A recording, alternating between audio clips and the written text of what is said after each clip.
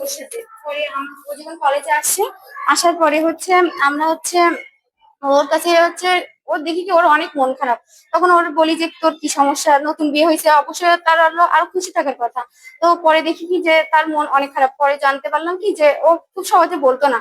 তো একদিন হচ্ছে বিয়ের 5-6 দিন পরে ওর ননদ আমাদের হোস্টেলে আসছে। আসার পরে ওর ননদ ওর নিয়ে এত বাজে বাজে কথা বলছে যে কি বলবো, যে ওর হচ্ছে আমাদের গ্রামের লোক আমাদের বাসায় এসে থুতু ফেলে যাচ্ছে, কেমন মেয়ে বিয়ে করে নিয়ে আসছিস, প্রতিবন্ধীর মতো দেখতে, কালো চেহারা, এরকম অনেক কিছু বলে গেছে। এবার পরে আমরা বলছি কি এতই যখন সমস্যা ছিল তখন আপনাদের বিয়ে দেওয়া উচিত হয়নি, ছেলে দিতেন না বিয়ে, তাহলে তো আর এইভাবে সমস্যা হতো না। তারপরে বলে আমার ছেলে ভাই তখন পছন্দ ছিল তাই দিছি, ঠিক আছে, তাহলে তো নির্যাতন করার কোনো দরকার ছিল না।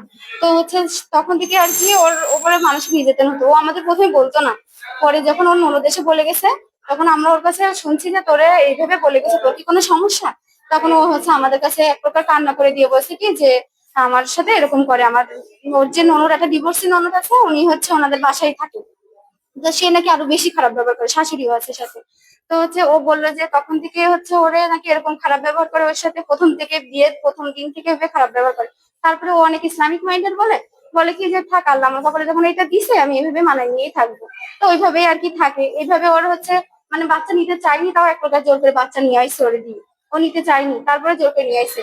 এখন সে বাচ্চা অবস্থায় ও যখন প্রেগনেন্ট তখনও ওর মানে ওকে দিয়ে টিউশনি পর্যন্ত করাইছে, কারণ ওর হাজবেন্ড তখন কিছু করতো না। ওকে টিউশনি করে তাও ওর বরকে খাওয়াতে হয়েছে। মানে এর মতন একটা কষ্টের কথা আর কি বলার মতো নেই, যে প্রেগনেন্সি অবস্থায় অন্যদিকে দেখে আমরা যে তারে যত্ন করে রাখে আর ও তার হাজবেন্ডকে যত্ন করে রাখে এইভাবে। পরে বাচ্চাটা তো হয়ে গেল, হওয়ার পরে হচ্ছে ও আবার মানে সবকিছু ওটা বলতে চাইতো না, কারণ ও আমরা হচ্ছে মানে বান্ধবীদের কাছে আছে সবকিছু বলতে একটা লজ্জার বিষয় না, যে তার হাজবেন্ড শেষে পরে এত নির্যাতন করে।